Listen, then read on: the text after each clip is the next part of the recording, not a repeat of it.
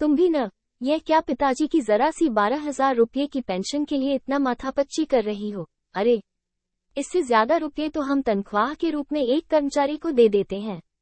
मोहित चिढ़कर अपनी मां के साथ स्टेट बैंक की लंबी कतार में लगने की बजाय मां को वापस घर पर ले जाने के लिए आग्रह करने लगा।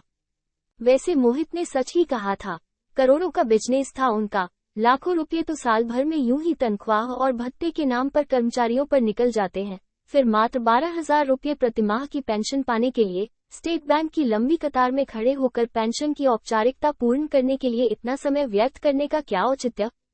मोहित के पिता विशंभरनाथ जी का निधन पिछले माह ही बीमारी की वजह से हुआ था। वो लगभग 12 वर्ष पूर्व एक सरकारी स्कूल में प्राध्यापक पद से रिटायर हुए थे, तब से उनके नाम पर पेंशन आया करती थी। विशंभरनाथ जी मृत्यु के उपरांत आधी पेंशन उनकी पत्नी सरला जी को मिलने का शासकीय योजना के अनुसार प्रावधान था, जिसके लिए सरला आज स्टेट बैंक में अपने बेटे मोहित के साथ जाकर पेंशन की औपचारिकता पूर्ण करने आई हुई थी।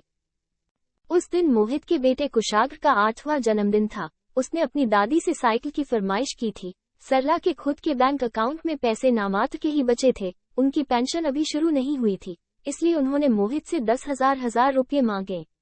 मोहित अपने ऑफिस जाने की तैयारी में व्यस्त था। उसने अचानक मां के द्वारा 10,000 रुपये की मांग पर उसे थोड़ा अचरज से देखा, फिर अपनी पत्नी श्रेया को मां को 10,000 रुपये देने को कहकर चला गया। श्रेया ने 1-2 बार मांगने पर अपनी सास को 10,000 रुपये देते हुए कहा, पता नहीं आजकल बहुत मंदी चल रही है, थोड़ा हाथ संभाल कर खर्च करना। हालांकि शाम को जब सरला ने उन पैसों से कुशाग्र की साइकिल खरीदी तो घर का माहौल पूर्ववत खुशनुमा हो गया था।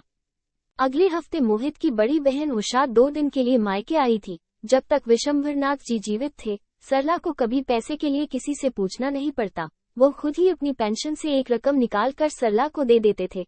मगर आज बेटी की विदाई के लिए सरला को बहू से पैसे मांगते समय उसके शब्द, पता नहीं आजकल बहुत मंदी चल रही है, थोड़ा हाथ संभाल कर खर्च करना, याद आ गए। सरला बहुत दुखी मन से बेटी को बिना कुछ दिए ही विदा करने लगी। तब बहू ने खुद आकर सरला के हाथ में 2,000 रुपये पकड़ाकर कहा, बेटी को खाली हाथ मायके से विदा करेगी क्या? सरला ने महसूस कर लिया था कि बहू की बात में अपनापन कम उलाहना ज्यादा है। ऐसा नहीं था कि सरला के जीवन में पैसे का अभाव आ गया हो। उसके इलाज के लिए, दवा के लिए, मोबाइल रिचार्ज करना, छोटी मोटी जरूरतों के लिए तो मोहित बिना कुछ कहे ही पैसा लाकर दे देता था। परंतु इसके इतर सरला को जो भी खर्च करना होता, जैसे किसी मंदिर में दान करना, नौकरों को उनकी जरूरत या त्योहार पर पैसा देना या अपने रिश्तेदारों के आने पर उपहार देना जैसे छोटी मोटी जरूरतों के लिए उसे मोहित या बहू से पैसा मांगना सरला के स्वाभिमान को चोट करता था। अभी 2 दिन पहले सरला की छोटी बहन वर्षा उसके घर पर आई हुई थी। वर्षा की आर्थिक स्थिति बहुत कमजोर थी, इसलिए वो सरला दीदी से कुछ आर्थिक सहयोग की अपेक्षा कर रही थी। मगर जब उसने खुद सरला को छोटे छोटे खर्चों के लिए बहू की तरफ मुंह ताकते देखा तो उसने अपनी बहन से कुछ भी न कहा।